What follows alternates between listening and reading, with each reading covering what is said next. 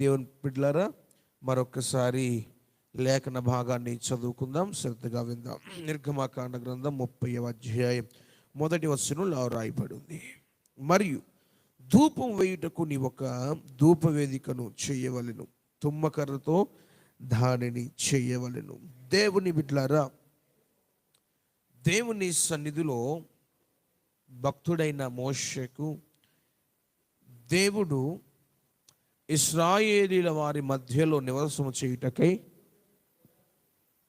ఇశ్రాయేలీల ప్రజలకు దేవుడు వారి మధ్యలో సంచారము చేయుట కొరకై దేవుడే వారిలో తోడయుండి వారిని నడిపించుట కొరకై మోషేను దేవుడు సినాయి పర్వతం మీదకి రమ్మని దేవుడు మోషేకు బయలుపరిచిన ప్రత్యక్షతలో పరలోకపు ఛాయను దేవుడు మోషేకు బయలుపరుస్తూ ప్రత్యక్షపు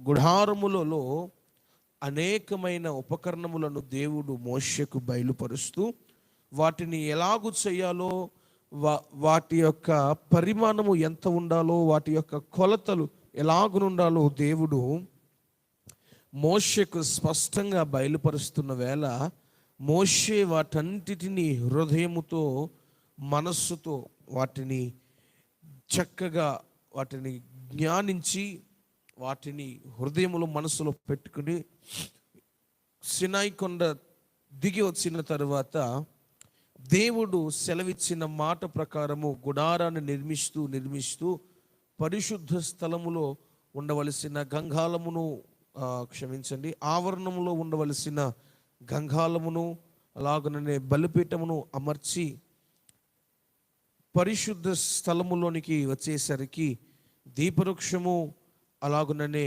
సన్నిధి రొట్టెల బల్ల వాటి రెండిటికి మధ్యలో పరిశుద్ధ స్థలములో దేవుడు చెప్పినట్లుగా మోషే ఒక ధూపవేదికను నిర్మిస్తున్నాడు. స్తోత్రం కలుగును గాక. దేవుని సన్నిధిలో మోషే చెప్పిన మాటను బట్టి ఉపకరణములు చేయబడుతున్నాయి. స్తోత్రం కలుగును గాక. దేవుని బిడ్డలారా, దేవుడు మోషేకు తెలియజేసిన మాటలో ఒక శ్రేష్టమైన మాటను ఈ దినమున మనము ధ్యానించబోతున్నాం. దేవుని బిడ్డలారా, ఈ ధూపవేదిక యొక్క ప్రాముఖ్యత ఏమిటో, ఈ ధూపవేదిక యొక్క విశిష్టత ఏమిటో ఈ పూట పరిశుద్ధాత్మ దేవుడు తెలియజేయమనగా ప్రార్థించగా దేవుడు ఒక 4 విషయాలు దేవుడు మనకు నేర్పించబోతున్నాడు. స్తోత్రం కలుగునగాక. నిశ్చయముగా మోషేకు బయలుపరిచిన ఆ ధూపవేదిక చేయుచున్న పరిశుద్ధ స్థలములో చేయుచున్న పని మనమును కూడా ఆ విధముగా చేయుదుముగాక. ఆమెన్ చెప్పను గట్టిగా. ఆమెన్. స్తోత్రం కలుగునగాక. మంచిది. వాక్యంలోనికి మనం వెళ్దాం. ఈ ధూపవేదిక కొరకు ఆ 30వ అధ్యాయంలో చాలా వివరణ రాయబడి ఉంది, కానీ మనకు కావలసిన మాట అదే 30వ అధ్యాయం నిర్గమకాండ గ్రంథం 34వ వచనంలోకి వచ్చేసరికి దేవుడు అంటున్నాడు మోషేతో, మరియు యెహోవా మోషేతో ఇట్లు నేను నీవు పరిమళ ద్రవ్యములను అనగా జటామాంసి, గోపీ చందనము, గంధపు చెక్క అను ఈ పరిమళ ద్రవ్యములను స్వచ్ఛమైన సాంబ్రాణిని సమభాగములుగా తీసుకుని వాటితో ధూపద్రవ్యములను చేయవలెను. స్తోత్రం కలుగునుగాక. హల్లెలూయా. దాని కింద మాట రాయబడిన మాట ఏమిటంటే, ఉప్పు గలదియు స్వచ్ఛమైనదియు పరిశుద్ధమైనదైన సుగంధ ధూప సంభరము దేవునికి స్తోత్రం కలుగునుగాక. దేవుని బిడ్డలారా, దేవుని సన్నిధిలో ఒక్కసారి ఈ యొక్క ధూపవేదిక కొరకు మనం ఆగి ఆలోచిస్తే, దేవుడు నిర్మించమనిన ధూపవేదిక కొరకు మనము చూస్తే, వ్యక్తిగత జీవితంలో, భక్తి జీవితంలో, దేవుని సన్నిధిలోనికి వచ్చిన మన జీవితంలో ఒక్కసారి మనము ఆగి ఆలోచించి పరిశీలించుకోవలసిన స్థితి ఎంతైనా నేటి దినంలో ఉంది అని ఆశపడుతున్నాను. దేవుని బిడ్డలారా, దేవుని సన్నిధిలో ఏదో నామకార్థ భక్తి చేయడం కాదు, దేవుని సన్నిధిలో ఏదో అలవాటుగా ఆచారపు భక్తిని చేయడం కాదు, కానీ దేవుని సన్నిధిలో ఒక ధూప వేదిక లాంటి బ్రతుకు బతకాలి. స్తోత్రం కలుగునగాక. ఎందుకనంటే ఆ ధూప వేదిక పరిశుద్ధ స్థలములో నుండి అతి పరిశుద్ధుడైన నా యేసయ్యకు ఎంపైన సువాసన అంగీకరిస్తుంది. స్తోత్రం కలుగునగాక. ఎంపైన సువాసన ఆ ధూప వేదిక పరిశుద్ధ స్థలములో నుండి అతి పరిశుద్ధుడైన నా యేసయ్యకు అందిస్తుంది. దేవుని బిడ్డలారా, దేవుని సన్నిధిలో ఈ పూట వాక్యం వింటున్న మనము, లేదా రక్షించబడిన ఎవరైనా సరే, దేవుని నమ్ముకున్న బిడ్డలు ఎవరైనా సరే, సంఘములో చేర్చబడిన వారు ఈ దినమున ఒక్కొక్కరు ఒక్కొక్క ధూప వేదికగా మార్చబడుదురుగాక. స్తోత్రం, హల్లెలూయా. దేవుని బిడ్డలారా, ఈ ధూప వేదిక చేసే పని ఏమిటంటే, ఉదయమును సాయంత్రమును నైవేద్యం అర్పించేటప్పుడు దేవునికి యాజకుడు ఏం చేస్తూ ఉండాలంటే, ఈ 34వ వచనంలో చదవబడిన విధముగా జటామాంసి, గోపీచందనము, గంధపు చెక్క, అలాగుననే స్వచ్ఛమైన సాంబ్రాణి, ఈ 4 సమపాలకులుగా తీసుకుని ఆ ధూప వేదిక యొద్ద నా దేవునికి ఎంపైన సువాసన వేయాలి, ధూమం వేయాలి. స్తోత్రం కలుగునుగాక. దేవుని బిడ్డలారా, ధ్యానం చేద్దాం.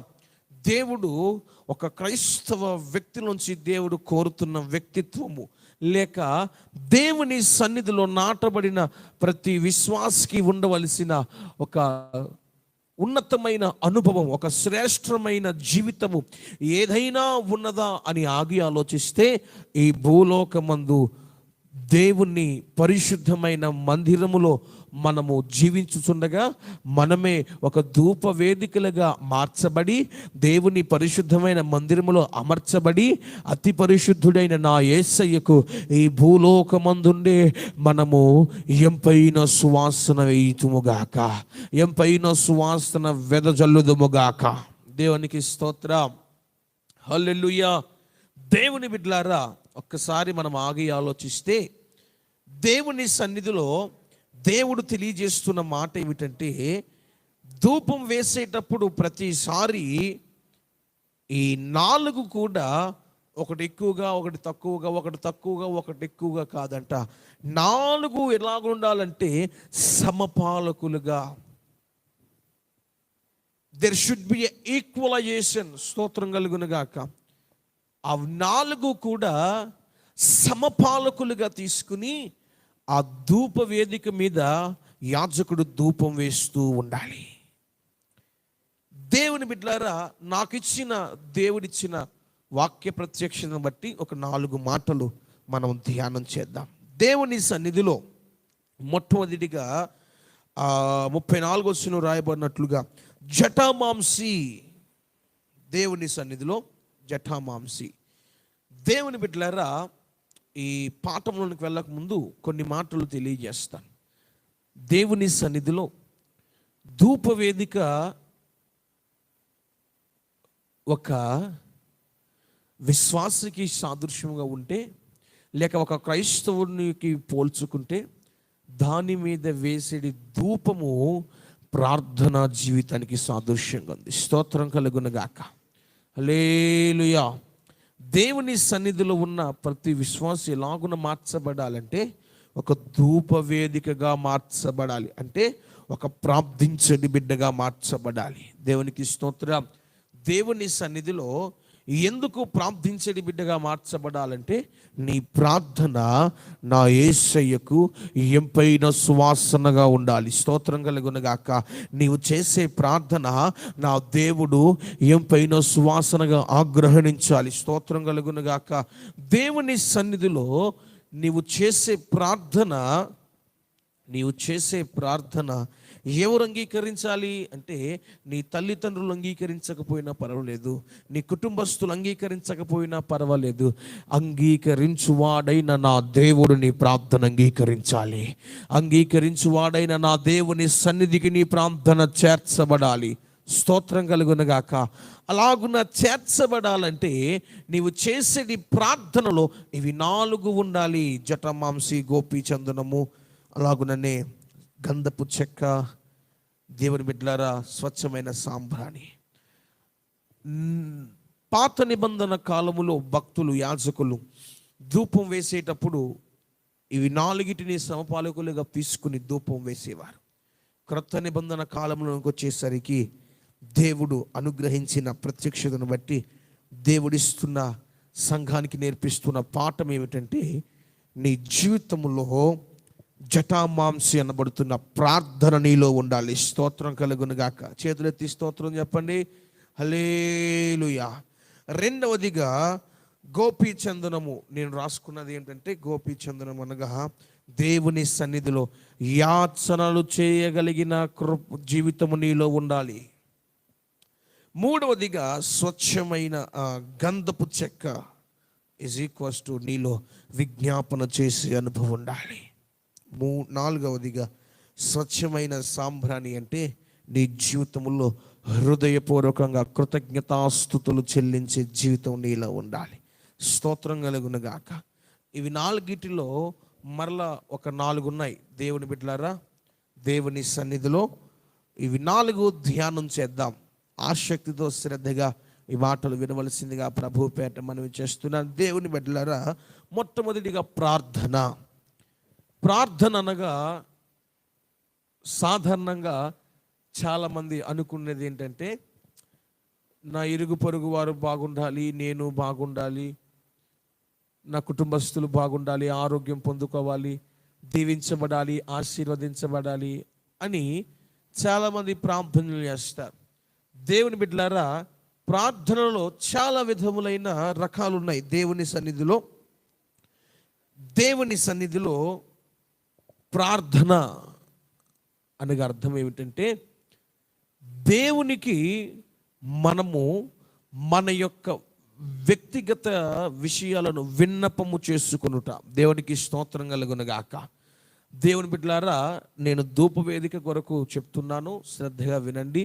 ఈ ధూపవేదిక దేనికి సాదృశ్యంగా ఉందంటే, ఒక ప్రార్థన జీవితము కలిగిన విశ్వాసికి సాదృశ్యంగా ఉంది. దేవుని సన్నిధిలో ప్రార్థన జీవితము కలిగిన ఒక విశ్వాసి జీవితంలో ఉండవలసిన మొదటి లక్షణం ఏమిటంటే, ప్రార్థించడి లక్షణం ఉండాలి. దేవుని సన్నిధిలో ప్రార్థనలో పోరాడేడు వారమై ఉండాలి. స్తోత్రం కలుగునుగాక. దేవుని సన్నిధిలో భక్తులు అనేక సందర్భాలలో దినమునకు 3 మార్లు, దినమునకు 7 మార్లు ప్రార్థించడి వారు ఉన్నారు. దేవుని సన్నిధిలో ప్రార్థన చాలా విధముగా ఉంది. స్తోత్రం కలుగునుగాక. ఉదాహరణకు దానియేలును జ్ఞాపకం చేసుకుంటే, అతడు సింహాల బోనులో ఉన్నప్పటికీ యెరూషలేము వైపు కిటికీలను తెరచి యెరూషలేము క్షేమము కొరకు ప్రార్థిస్తున్నాడు. స్తోత్రం కలుగునుగాక. అంటే ఒకరి క్షేమము కొరకు చేసేది కూడా ప్రార్థనే. స్తోత్రం కలుగునుగాక. హల్లెలూయా. రెండవది దేవుని బిడ్డలారా, నీ కొరకు నీవు చేసుకునేది కూడా ప్రార్థనే. అంటే నీ పరిస్థితిని దేవునికి తెలియజేసుకునేది ప్రార్థన. నీ స్థితి ఏదైనప్పటికీ దేవునికి తెలియజేసుకునేది ప్రార్థన. దేవుని సన్నిధిలో ప్రార్థించడి వారి యొక్క స్థితి గతి మార్చగలిగిన వాడు నా దేవుడు. దేవుని సన్నిధిలో ఉన్న మనమందరము కూడా మన జీవితంలో ప్రార్థన జీవితాన్ని కలిగి ఉండాలి. ఈ ప్రార్థన జీవితంలోనే మనము ఏ అనుభవాల గుండా పయనించాలంటే, మన ప్రార్థన వ్యక్తిగత జీవితాలలో ఉపవాసముతో కూడిన ప్రార్థన చేయువారమై ఉండాలి. అప్పుడే నా దేవుడు మన ప్రార్థనను ఎంపైన సువాసనగా అంగీకరిస్తాడు. స్తోత్రం కలుగునుగాక.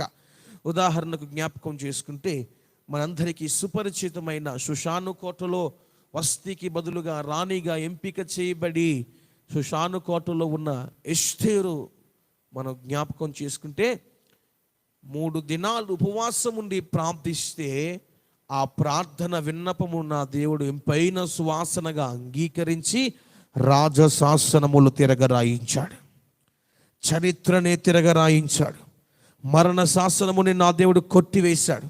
నీ జీవితంలో కూడా నీవు ఉపవాసముతో కూడిన ప్రార్థన చేయగలిగితే, ప్రార్థనలో పోరాడగలిగితే, ప్రార్థనలో కొనసాగించబడగలిగితే నీ చరిత్రను మార్చగలిగిన వాడు నా దేవుడు.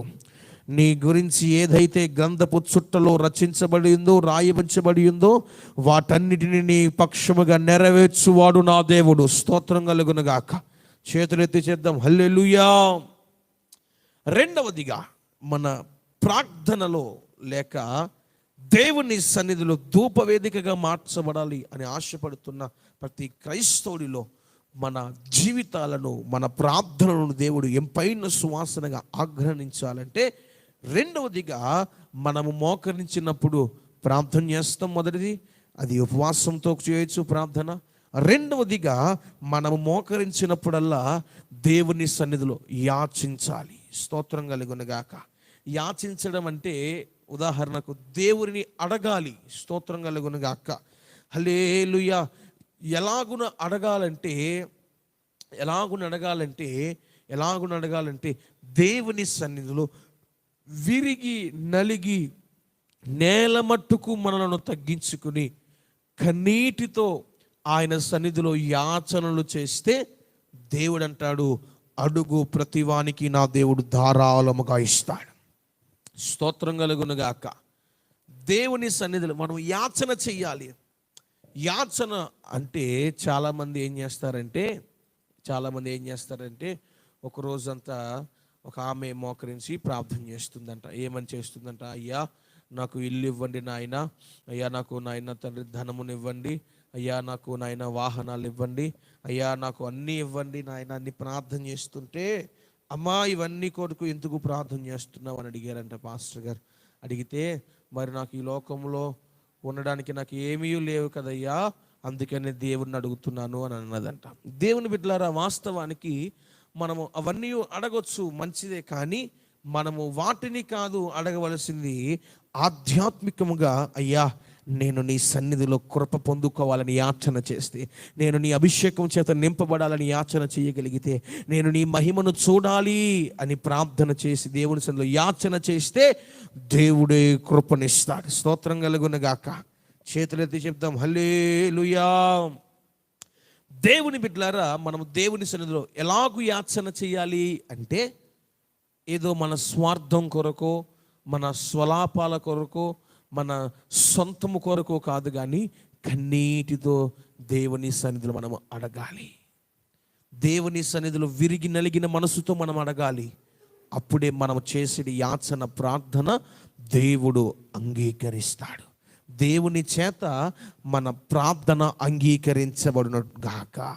దేవుని బిడ్డలారా, దేవుని సన్నిధిలో మనము మోకరించి ప్రార్థన చేసేటప్పుడు, ఒక గంట ప్రార్థన చేస్తున్నాం అనుకోండి, దేవుని సన్నిధిలో ఒక 15 నిమిషాలు దేవుని సన్నిధిలో కన్నీటి ప్రార్థన యాచనలు చేయాలి. ఇంకొక 15 నిమిషాలు దేవుని సన్నిధిలో మోకరించిన మనము, ఉదాహరణగా చెప్తున్నాడు, ఇంకొక 15 నిమిషాలు దేవుని సన్నిధిలో మనము మన కొరకై ప్రార్థన చేసుకోవాలి. దేవుని సన్నిధిలో మూడవదిగా మన ప్రార్థన దేవుని చేత అంగీకరించబడాలంటే, మూడవదిగా మనము విజ్ఞాపన చేయాలి. స్తోత్రం కలుగునుగాక. విజ్ఞాపన చేయాలి. దానికి నేను పెట్టుకున్న పేరు ఏంటంటే ఏకాంత ప్రార్థన కలిగి ఉండాలి. స్తోత్రం కలుగునుగాక. మనం విజ్ఞాపనలు చేయాలి దేవుని సన్నిధిలో. మన కొరకు పరలోకమందున్న మన తండ్రికి విజ్ఞాపన చేయుచున్న పరిశుద్ధుల ప్రార్థనలో పాత్రలో కలపబడడానికి మనం ఈ భూలోకంలో విజ్ఞాపన చేయుడు వారమై ఉండాలి. స్తోత్రం కలుగునుగాక. విజ్ఞాపన దేవుని సన్నిధిలో చేయగలిగితే, మనము చేసేది ప్రతి విజ్ఞాపన నా దేవుడు అంగీకరిస్తాడు. ఏమని అంగీకరించాలి, ఏమని విజ్ఞాపన చెయ్యాలి అంటే, అయ్యా అయ్యా అయ్యా అయ్యా దేవుని సన్నిధిలో మనం బ్రతిమాలుకోవాలి. ఉదాహరణకు మన దేశం కొరకు, రక్షణ కొరకు ప్రార్థన చేస్తున్నాం అనుకోండి, మన దేశంలో ఉన్న ప్రతి ఒక్కరి కొరకు ఏం చేయాలి, మనము విజ్ఞాపన చేయాలి. లేక మన కుటుంబ రక్షణ కొరకు ప్రార్థన చేస్తున్నాం అనుకోండి, ప్రార్థన ఒకటే చేస్తే సరిపోదు. మనం రక్షణ కావాలయ్యా అని యాచన ఒకటే చేస్తే సరిపోదు, కానీ విజ్ఞాపన చేయాలి. విజ్ఞాపనము చేస్తూ ఉంటే దేవుని సన్నిధిలో మనము చేసే విజ్ఞాపన అతి పరిశుద్ధుడైన యేసయ్య మన ప్రార్థన అంగీకరించి మనకు కృపనిస్తాడు. స్తోత్రం కలుగునుగాక. విజ్ఞాపన కర్తలుగా మనం మార్చబడదుము గాక. దేవుని సన్నిధిలో విజ్ఞాపన చేయగలిగిన మనసు పొందుకొందుముగాక. స్తోత్రం కలుగునుగాక. హల్లెలూయా. దేవుని సన్నిధిలో మనము విజ్ఞాపన చేసేది వారమై ఉంటే దేవుడు మనకు కృపనిస్తాడు. విజ్ఞాపన చేసేది వారమై ఉండాలి. విజ్ఞాపన అంటే, అయ్యా మా ఇరుగు పొరుగు వారు మార్చబడాలి, నీ ఇరుగు పొరుగు వరకు, నీ ఇరుగు పొరుగు వారి కొరకు, నీ తోటి సహోదరి కొరకు, నీ తోటి సహోదరుడి కొరకు వారి క్షేమము కోరి చేసే ప్రార్థన ఉన్నదే దానినే విజ్ఞాపన అంటారు. స్తోత్రం కలుగునుగాక. నీ తోటి సహోదరి కొరకు, తోటి సహోదరి కొరకు ప్రార్థన చేసే మనసు నీలో లేకపోతే నీ ప్రార్థన దేవుడు ఏం అంగీకరిస్తాడు? నీ ఎదుటి వారి యొక్క క్షేమమును కోరకుండా నీవు ప్రార్థన చేస్తే నా దేవుడు ఎట్లా నీ ప్రార్థన అంగీకరిస్తాడు? దేవుని బిడ్డలారా, ఈ భూలోకములో ఎందరో ప్రార్థనలు చేశారు, బైబిల్ గ్రంథంలో ఎందరో ప్రార్థనలు చేశారు. దేవుడు వారందరి ప్రార్థనలు విన్నాడు, కానీ కొన్ని ప్రార్థనలకు నా దేవుడు జవాబునిచ్చాడు. ఎందుకనంటే దేవుని సన్నిధిలో ఆయన చేత అంగీకరించబడే ప్రార్థన మనము చేయాలి. స్తోత్రం కలుగునుగాక. దేవుడు మన ప్రార్థనను అంగీకరించే ప్రార్థన మనము చేయాలి. విజ్ఞాపన కర్తలుగా మనం ఉండాలి. దేవుని బిడ్డలారా, నాది అనే స్వభావంలో నుంచి మనందరిది అనే స్వభావంలోనికి మార్చబడాలి. స్తోత్రం కలుగునుగాక.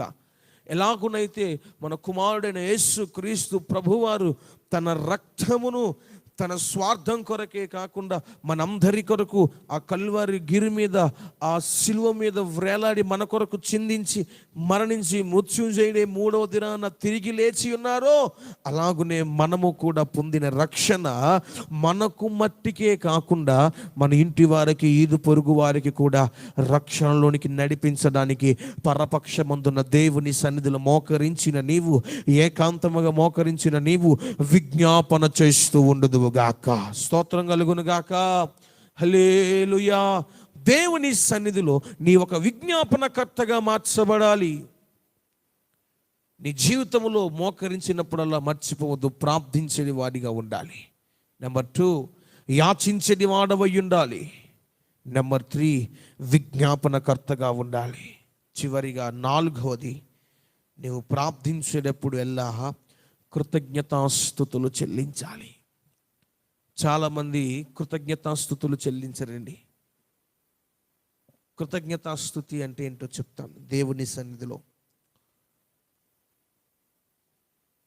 కృతజ్ఞతాస్తుతి అంటే, అయ్యా ఈ 2023వ సంవత్సరంలో ఈ జూలై మాసములో ఈ దినము 16వ తారీఖు ఆదివారపు దినము, ఈ గడియ వరకు, ఈ నిమిషం వరకు, ఈ సెకండ్ వరకు నీ కృపచేత నన్ను బ్రతికించి ఉంచావయ్యా, నీకు స్తోత్రం అని కృతజ్ఞతతో దేవుని స్తుతించగలిగితే నీ స్తుతి నీ స్థితిగతును మారుస్తుంది. స్తోత్రం కలుగునగాక. దేవుని సన్నిధిలో నీ జీవితంలో ప్రార్థించేటప్పుడల్లా, మోకరించేటప్పుడల్లా, ప్రార్థన చెయ్యాలి అని మనసు పుట్టినప్పుడల్లా నీ జీవితంలో నీవు ప్రార్థించేడు వాడవై ఉండాలి. నెంబర్ 2, యాచించేడు వాడవై ఉండాలి. నెంబర్ 3, విజ్ఞాపన చేసేడు వాడవై ఉండాలి. నెంబర్ 4, కృతజ్ఞత చేసేది వాడవై ఉండాలి. స్తోత్రం కలుగునుగాక. ఉదాహరణకు జ్ఞాపకం చేసుకుంటే, దావీదు జీవితము అంత ఆశీర్వాదకరముగా మార్చబడ్డానికి గల కారణం ఏమిటయ్యా అంటే, దేవుణ్ణి ఎల్లప్పుడూ స్తుతించేవాడు. స్తోత్రం కలుగునుగాక. ఒక పాట ఉంటుంది, ఏ పాటో తెలుసా? దేవుని స్తుతించుడి, ఎల్లప్పుడు దేవుని స్తుతించుడి, ఆ దేవుని స్తుతించుడి, ఎల్లప్పుడు దేవుని స్తుతించుడి, ఆయన పరిశుద్ధ ఆలయమందు ఆయన పరిశుద్ధ ఆలయమందు, ఆయన సన్నిధిలో, ఆయన సన్నిధిలో ఎల్లప్పుడు దేవుని స్తుతించుడి, ఆ దేవుని స్తుతించుడి, ఎల్లప్పుడు దేవుని స్తుతించుడి. దేవునికి స్తోత్రం కలుగునగాక.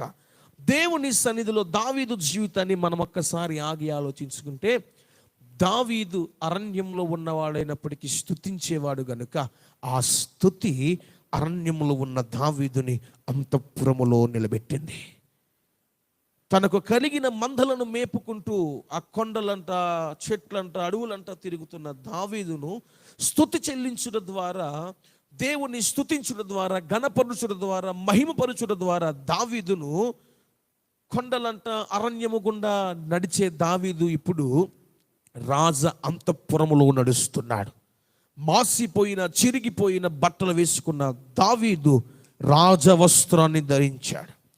గొర్రె మందలను మేపుచున్న దావీదు రాజదండము చేతపట్టి ఇశ్రాయేలీల ప్రజలను పరిపాలిస్తున్నాడు. ఎక్కడిదయ్యా ఈ కృప అంటే స్తుతించుటలోనే ఉంది కృప. స్తోత్రం కలుగునగాక. నీ మోకరించిన ప్రతి సందర్భాలలో నీ కొరకు నీవు ప్రార్థన చేసుకోవాలి. రెండవదిగా, రక్షణ కార్యములు జరుగునట్లుగా దేవుని సన్నిధిలో దేవుని కార్యములు జరుగునట్లుగా యాచనలు చేయాలి. మూడవదిగా, నీ తోటి సహోదరుడి కొరకు వారు క్షేమముగా, ఆశీర్వాదముగా రక్షణలోనికి నడిపించబడినట్లు విజ్ఞాపన చేయాలి. అంతేకాదు, విజ్ఞాపన అంటే సంఘము కొరకు కూడా విజ్ఞాపన చేయాలి. సంఘము పరిపూర్ణత కొరకు విజ్ఞాపన చేయాలి. సంఘము మహిమలోనికి చేర్చబడినట్లుగా విజ్ఞాపన చేయాలి. సంఘము పరిశుద్ధముగా అది జ్యేష్ఠుల సంఘముగా మార్చబడినట్లుగా నీవు విజ్ఞాపన చేయాలి. మూడవదిగా, దేవుడికి ఇచ్చిన ఆరోగ్యమును బట్టి, దేవుడికి ఇచ్చిన బలమును బట్టి, దేవుడికి ఇచ్చిన సమస్త ఐశ్వర్యాన్ని బట్టి దేవుణ్ణి హృదయపూర్వకంగా స్తుతిస్తే నా దేవుడు నీవు చేసే ప్రార్థనను అంగీకరించి నీ పక్షముగా ప్రార్థించిన వెంటనే నా దేవుడు నీకు ప్రతిఫలం అనుగ్రహించునుగాక. హల్లెలూయా.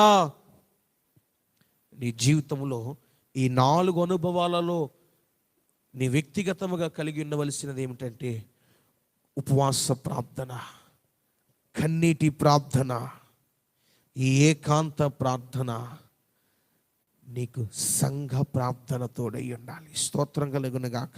ఎప్పుడైతే ఇవన్నీ నీకు తోడై ఉంటాయో, ఎప్పుడైతే ఇవన్నీ నీ భక్తి జీవితంలో నీవు కలిగి ఉంటావో, ఎప్పుడైతే ఈ అనుభవాల గుండా నీవు ముందుకు నడిపించబడతావో, ఎప్పుడైతే ఈ యొక్క శ్రేష్టమైన ఉన్నతమైన ఉపదేశములో నీవు కట్టబడతావో, అప్పుడు నీవు చేసే ప్రార్థనైనా, నీవు చేసే ఆరాధనైనా, నీవు పాడే పాట అయినా, నీవు స్తుతించే స్తుతి అయినా నేరుగా నా దేవుని సన్నిధికి ఎంపైన సువాసనగా చేర్చబడుతుంది. చేర్చబడిన ఆ ప్రార్థన నా దేవుని చేత కృప పొందించబడినట్లుగా నీకు సహాయము చేస్తుంది. దేవుని బిడ్డలారా, దేవుని సన్నిధిలో మన పితరులు ప్రార్థించగా వర్షం ఆగిపోయింది. ఏలియా ప్రార్థించగా వర్షము, మంచు ఆగిపోయింది. మరలా అదే ఏలియా ప్రార్థించగా అరచేయంత మేఘము మోపైన వర్షము కురిచింది.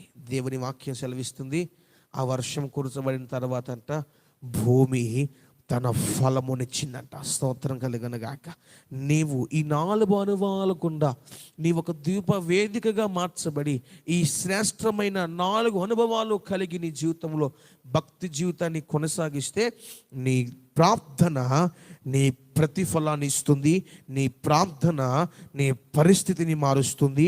నీవు చేసే ప్రార్థన, ఈ 4 అనుభవాల గుండా చేస్తున్న ప్రార్థన, నీ యొక్క ప్రార్థన అనేక మంది జీవితాలను కడుతుంది, అనేక మందిని దేవుని సన్నిధికి నడిపిస్తుంది. దేవుని సన్నిధిలో దేవుని బిడ్డలారా, ఒక తల్లి అంట తన కుమారుడు రక్షణ కొరకు సుమారు 20 సంవత్సరాలు ప్రార్థన చేసిందంట. స్తోత్రం కలుగునుగాక. ఆయన ఒకరోజు ఇలాగ నేను నుంచుని వాక్యం చెప్తూ ఆయన అన్న మాట ఏమిటంటే, నా తల్లి కన్నీటిలో నుంచి నేను దేవుని సన్నిధిలోనికి కొట్టుకుని వచ్చేసాను. స్తోత్రం కలుగునుగాక. నీవు చేసే ప్రార్థన ఒకవేళ నీకు ప్రతిఫలముగా ఉండకపోవచ్చు. నీవు చేసేది ప్రార్థన, యాచన, కృతజ్ఞత, స్తుతి, విజ్ఞాపన ఒకవేళ అయ్యో ఇన్ని రోజులు పట్టించి చేస్తున్నాను, ఇన్ని నెలలు పట్టించి చేస్తున్నాను, ఇన్ని సంవత్సరాలు పట్టించి చేస్తున్నాను, నాకు ప్రతిఫలం రావటం లేదే, నా ప్రార్థన దేవుడు అంగీకరించడం లేదే అని బాధపడుతున్నావేమో. ఈ దినాన్న దేవుడు నీకు నేర్పించిన ఈ 4 అనుభవాలు కలిగి ప్రార్థించు. నీ ప్రార్థనకు నా దేవుడు వెంటనే ప్రతిఫలం ఇవ్వబోతున్నాడు. స్తోత్రం కలుగునగాక. నీ ప్రార్థన నా దేవుడు ఆలకించబోతున్నాడు. నీ ప్రార్థనను నా దేవుడు అంగీకరించబోతున్నాడు. ఈ దినాన్న వాక్యం వింటున్న దేవుని బిడ్డ, నీవెవరైనా కావచ్చు, ఏ స్థితిలో ఉన్నా కావచ్చు, ఎక్కడ ఉన్నా కావచ్చు, దేవుడు నీతోనే మాట్లాడుతున్నాడు. నీ ఒక ధూప వేదికగా మార్చబడాలి. అతి పరిశుద్ధుడైన దేవుని సన్నిధికి నీవు ధూపం వేసేడి వారిగా మార్చబడాలి. నీవు చేసే ధూపము, నీవు చేసే ప్రార్థన నా దేవుని చేత అంగీకరించబడే బిడ్డగా నీవు ఉండాలి. దేవుని బిడ్డలారా, మీకు ఒక శ్రేష్టమైన మాట చెప్పమంటారా? దేవుని సన్నిధిలో మీరు చేసే ప్రార్థనే కాదు నా దేవుడు అంగీకరించేది, ఆ అనుభవాలు కలిగిన నీ జీవితాన్ని నా దేవుడు అంగీకరిస్తాడు. అట్టి కృప పరిశుద్ధాత్మ దేవుడు మనందరికీ దయచేయునుగాక. అందరూ మోకరించండి, చిన్ని ప్రార్థన చేసుకుందాం.